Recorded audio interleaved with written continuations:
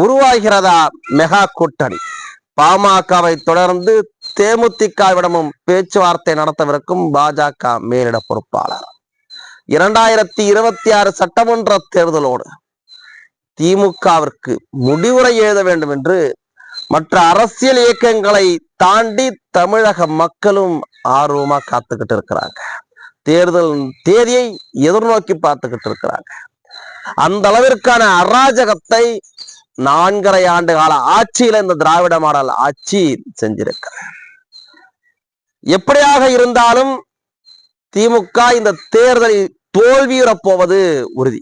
அதனால்தான் திமுக தன் பலத்தை கூட முன்னிறுத்தி கொள்ளாம எங்கள் கூட்டணின்னு கூட்டணி கட்சிகளுடைய தயவோடு ஏதேனும் இடங்களை கைப்பற்றி விடலாம்.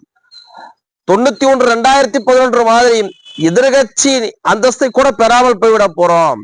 கூட்டணி கட்சிகள் தயவோடு எதிர்கட்சியிலையாவது அமரணும் என்று திமுக தீவிரமா வேலை செஞ்சுக்கிட்டு இருக்கு. இன்னொரு பக்கம் பாரதிய ஜனதா கட்சியினுடைய மேலிட பொறுப்பாளர், அதாவது என்டிஏ கூட்டணி, அவர்கள் என்ன சொல்றாங்கன்னா, என்டிஏ கூட்டணி தமிழ்நாட்டுல ஆட்சி அமைக்கும். நீங்க ரெண்ட பிரிச்சு பார்க்கணும். திமுக என்னைக்கு சொன்னாலும் சரி, நாங்கள் திமுக பலமா இருக்கிறோம், திமுக ஆட்சி அமைப்போம்னு சொல்ல மாட்டாங்க. எங்கள் கூட்டணி பலமா இருக்கு, எங்கள் கூட்டணி ஆட்சி அமைப்போம்னு சொல்லுவாங்க. அதனால அவர்கள் கூட்டணி ஆட்சியை பத்தி பேச மாட்டாங்க. கூட்டணி பலமா இருக்கு, கூட்டணி ஆட்சி அமைப்போம்னு சொல்லிட்டு ஜெயிச்ச பின்பாக கூட்டணி கட்சியை எல்லாம் நீங்க ஓரமா உட்காருங்க, நாங்க தான் அமைச்சரவையில் இருப்போம், நாங்க தான் முதலமைச்சரா இருப்போம்னு சொல்லுவாங்க. ஆனால் என்டிஏ தரப்புல என்ன சொல்றாங்க அப்படின்னா, எங்கள் கூட்டணி ஆட்சி அமைக்கும், அதிமுக தலைமையில கூட்டணி, ஆனால் எங்கள் கூட்டணி ஆட்சி அமைக்கும் என்பதை பாஜகவுடைய மேலிட பொறுப்பாளர்கள் அத்தனை பேரும் சொல்லிக்கிட்டு இருக்கிறாங்க. ஆக 2026 தேர்தலில் ஒரு கூட்டணி ஆட்சி அமைப்பதற்கான வாய்ப்பு பிரகாசமா இருக்கிறதா தான் பார்க்கப்பட வேண்டியது இருக்கு. அதிமுகவினுடைய முன்னாள் அமைச்சர் ஆர் வி உதயகுமார் கூட நேற்று பேசுறப்ப மிக தெம்போட ஒண்ணு பேசியிருந்தார். அதாவது 2026 திமுக ஆட்சி அமைச்சிருச்சுன்னா தமிழ்நாட்டை யாராலையும் காப்பாற்ற முடியாது. ஒருவேளை திமுக ஆட்சி அமைச்சிருச்சா தாயக்காவை கடவுளை கூட காப்பாற்ற முடியாதுன்னு சொல்லியிருக்காரு. அப்படி அவர் சொல்றதுக்கான காரணம் என்னன்னா, அவர் ஒரு தெம்பு கிடைச்சிருக்கு.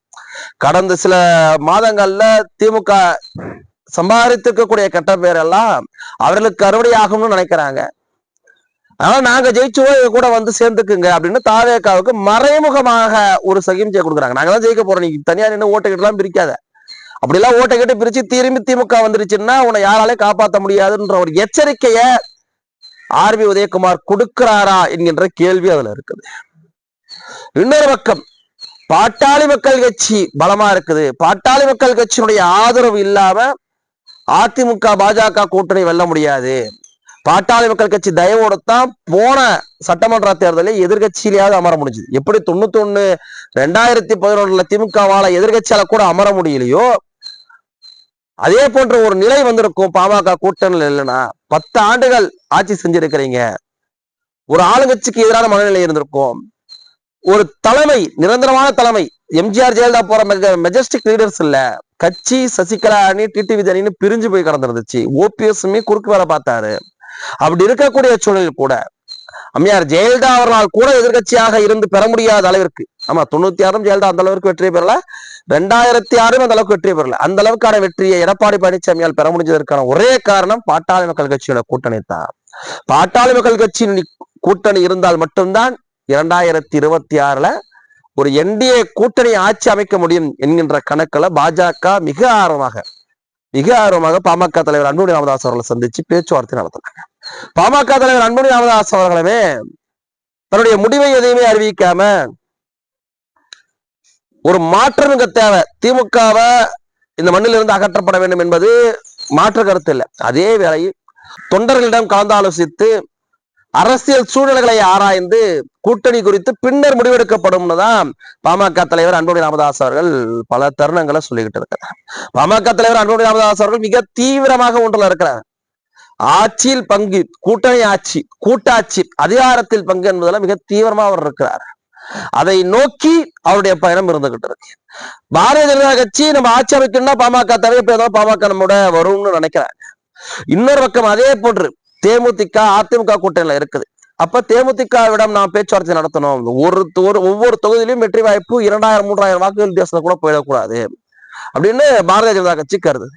அதனால் மிக விரைவில் தேமுதிகவிடம் பேச்சுவார்த்தை நடத்த இருப்பதாகவும் தகவல் வருது. அதே வேளையில தாவேகாவும் என்டிஏ கூட்டணிக்குள்ளார கொண்டு வர முயற்சிய அதிமுகவும் பாஜகவும் எடுத்திருப்பதாக ஒரு தகவல் உலாவிட்டு இருக்கு. இப்படியாக ஏடிஎம்கே, பாமக, பாஜக, தாவேகா, தேமுதிக, ஏசி சண்முகம், ஜான் பாண்டியன், கிருஷ்ணசாமி, பூவை ஜெகன்மூர்த்தி, பாரிவேந்தர், ஏசி சண்முகம் உள்ளிட்ட கட்சிகள் ஒரு மெகா கூட்டணியாக இதுவரைக்கும் தமிழ்நாடு கண்டிராத ஒரு மெகா கூட்டணியாக 2026 உருவாகினாலும் ஆச்சரியப்படுவதற்கு இல்லை என்பதுதான் அரசியல் வல்லுநர்களுடைய கருத்தாக இருந்துகிட்டு இருக்கு.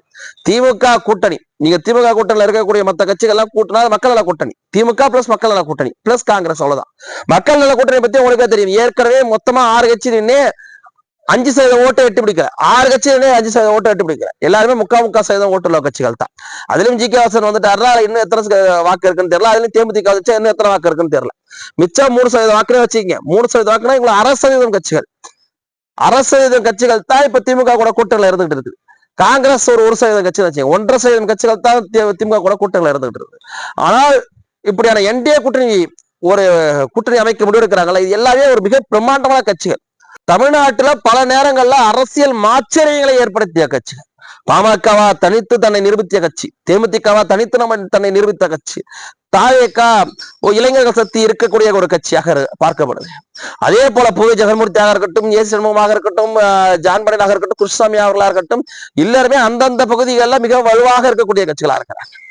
இப்படியான ஒரு கூட்டணி அமைஞ்சாலே திமுகவுடைய தோல்வி முன்கூட்டியே எழுதப்படக்கூடிய ஒரு விஷயமா இருக்கு. ஒருவேளை தாவேகா தனித்து நிற்கும் முடிவை எடுத்தாலும் இந்த கூட்டணி ஆட்சி அமைக்கும் என்கின்ற நம்பிக்கையில் இருக்கிறார். இன்னொரு பக்கம் தாவேகா கூட்டணிக்குள்ளார வந்தா வருவதை விட கூட்டணியை விட்டு வெளியே இருந்து போட்டியிடுவதே சிறப்புன்னு ஒரு சில பேர் கருதுறாங்க. அதற்கான காரணங்கள் அவர்களுடைய உள்நோக்க காரணங்களாகவும் இருந்துகிட்டு இருக்கு. நாம் தமிழர் கட்சியை பத்தி நம்ம கவலை கொள்ள தேவையில்லை. அது எப்பயுமே திமுகவிற்காக ஆதரவாக தனித்து நின்று ஓட்டை பிரிக்கக்கூடிய கட்சியாகத்தான் இருந்தது. 2016 அந்த வேலையை தொடங்கினாங்க. 2021 அதை செஞ்சுட்டு இருக்கிறாங்க. இப்பயும் அதே தான் செய்வாங்க. அதனுடைய பணி என்பது இப்ப பாமக தனிச்சு நிற்குதா, ஒவ்வொரு தொகுதியிலும் 2வது இடத்தை பிடிச்சாங்க, 3வது இடத்தை பிடிச்சாங்க, குறைந்தபட்சம் 40,000 ஓட்டுக்கு மேல வாங்கினாங்க. அவர்கள் நிற்கிறாங்கன்னா ஏற்கனவே 91, 96 தனித்து நின்று வெற்றி பெற்ற அனுபவசாலிகள். அதனால அவர்கள் இருக்கிறாங்க 2014. ஆனால் தன்னை யாருன்னே தெரியல களத்துல போய் 2016 2021 ஓட்டை பிரிப்பதற்கு இவரை ஒரு டூலா திமுக பயன்படுத்திக்கிச்சு. இந்த தேர்தலையும் அதே வேலையைத்தான் நாம் தமிழர் கட்சி செய்யுமே. ஆனால் தமிழக மக்களால் மிக விரைவில் புறக்கணிக்கக்கூடிய ஒரு கட்சியாக மாறும். அதெல்லாம் அவர்கள் தவிர்த்துக்கணும். தமிழ் தேசியத்துக்காக குரல் கொடுக்கிறோம் என்கின்றவர்கள் தீர்க்கமாக திமுகவை ஆட்சி கட்டில் அமர்த்தால் அத வேலையைத்தான் பார்க்கணும். அதை விடுத்து அவர்களுக்கு மறைமுகமான ஒரு ஆதரவை செய்யக்கூடாது என்பது சீமான் அவர்களுக்கு எல்லோரால தமிழ் ஆர்வலரால் வைக்கக்கூடிய ஒரு வேண்டுகோளாகவே இருந்துகிட்டு இருக்கு.